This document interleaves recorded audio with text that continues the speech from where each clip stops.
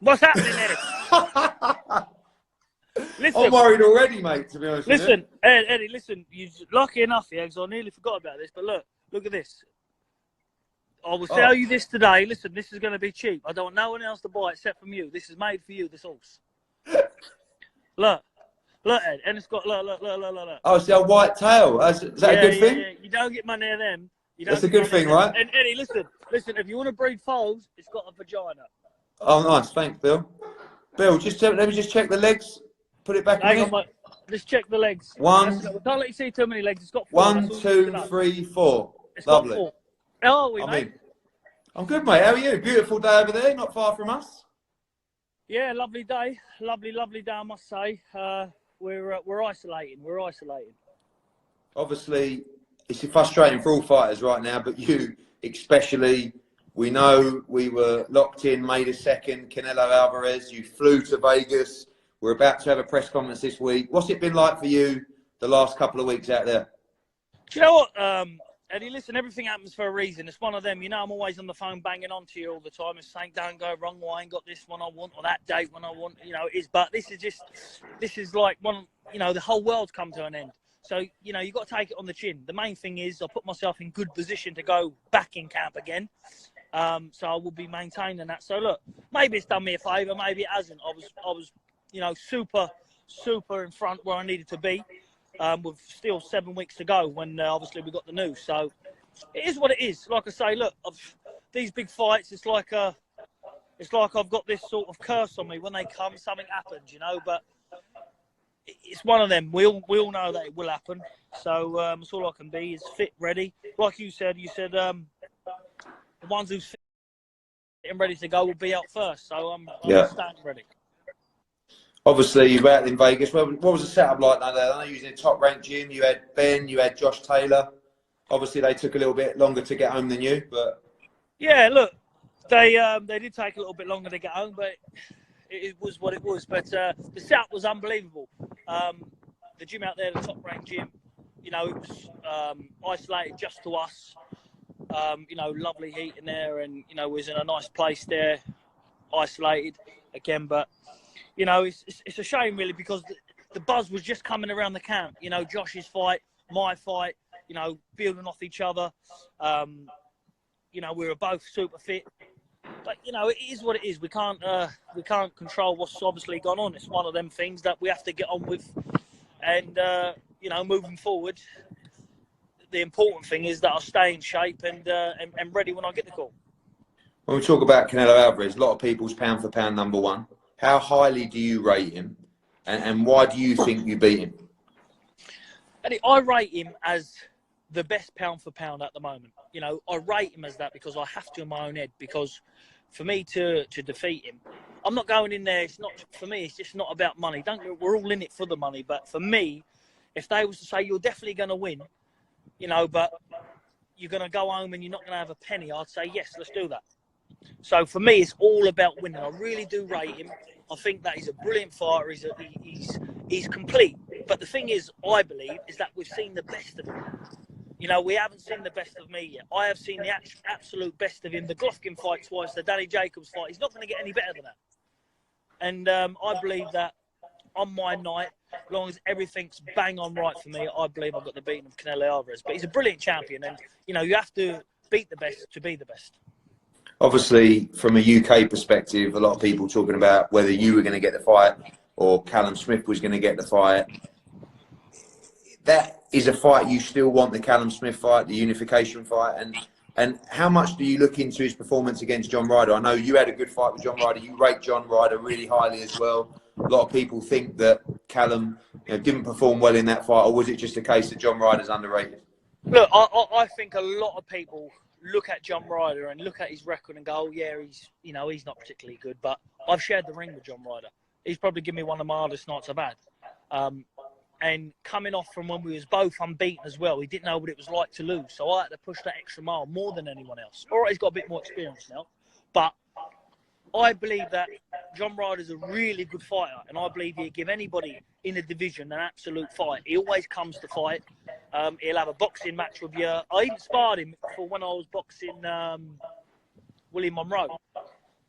And I thought, when I sparred him, I thought, what a game cunt he is. You know, because he came in every day. Honestly, he came in every day. He was out of shape, but he came in every day and give it his all. And I respect him for that. I just think, you know, I believe that it was a close fight. You know, if John Ryder would have got the nod, you couldn't have really complained. I had him probably 1 or 2 ahead. But Callum Smith's also a great fighter. And I believe that if the Canelo fight didn't happen for me or him, you know, it's the only fight that really makes sense for the UK fans, whether that's at Anfield or whether it's at your call.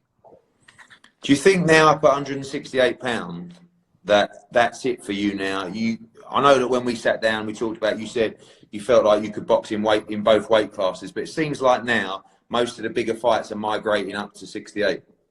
Yeah, the thing is, I think all these fighters now, they're all just squeezing out the 160. You know, your Danny Jacobs was, you know, struggling to hold the weight. I believe Golovkin, you know, I think he's probably the more natural suited 160 at the moment at that weight than anyone in the division. But I think everyone's now just moving into the 160. I can make 160, especially now this stage of camp where I put myself, I can make that quite comfortably. And obviously, the big heavyweight fight that may happen later this year when I take 50 grand off you, when Anthony Joshua beats Tyson Fury. We're still on for that bet, right? Yeah. If you want, I don't know if you'd want to up it a little bit now, but I think you and I know the result. Listen, first of all, I have to say, what Anthony Joshua's done for British boxing from 2012 and where he's put it, the big nights he's delivered here, you have to take out of to him. You know, selling out them, you know, them stadiums and, you know, the 80 and 90,000. You know, I'm a fighter. I know what that is like to do. But, you know, for him to do it, and now he's captured the imagination of the British public. But also now Tyson's right behind him. He's also done it. He's sort of conquered America. So it's going to be an unbelievable fight. But I just believe that, you know, there's no one to touch Tyson at anyway at the minute. Well, I'm up for upping that bet when it's on. When we make that fight, me and you'll discuss an increase in numbers.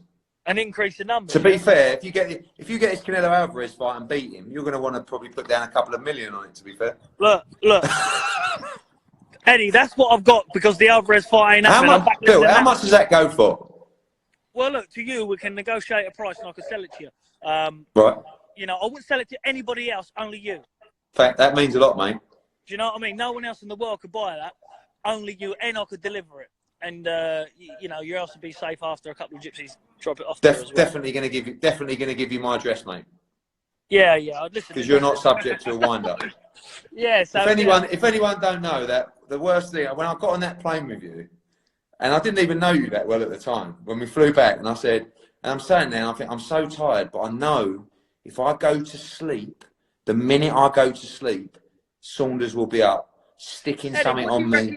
What do you reckon of Ben Davison as a trainer? Like, I want your opinion on him because I actually, first of all, when we were face to face, you said before he's shit. You talk some shit, you do. That's what you said, talk mate. some shit. He's you talk some shit, you do. No, I actually, funny enough, because I said to Ben Davis, I thought you were overrated. Yeah. So what I actually think of Ben Davison is, I think that he's a very, very good trainer.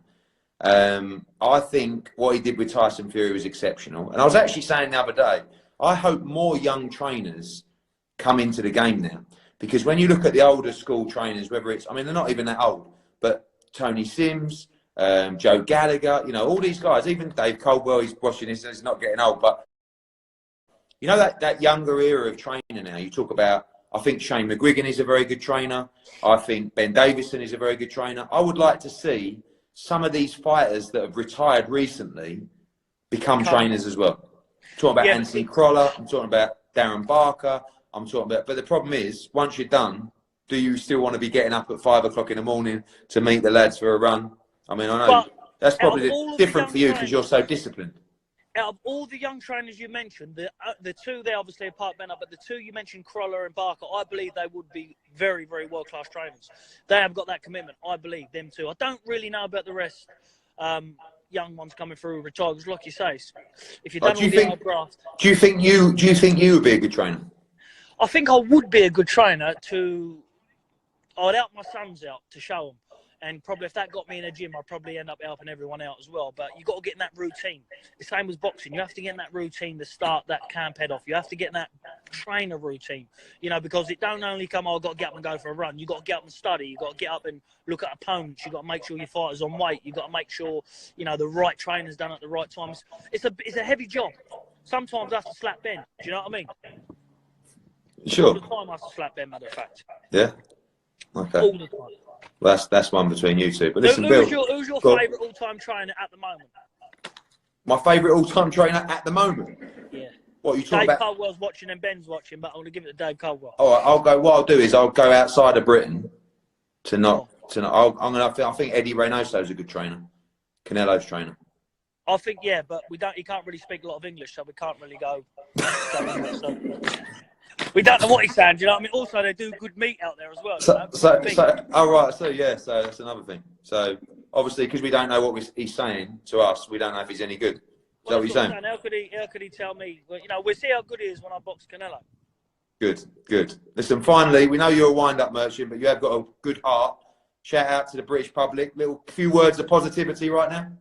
Well, listen, the only thing we can do, mate, is respect this virus, what's going around, and, you know, make sure, please God, and say for all our children and families safe, because, you know, a lot of people ain't really taking notice of this warning, are they? You know, I see a lot of people out on the street still, and, you know, when I was out on the horse earlier on, I see a load of people out.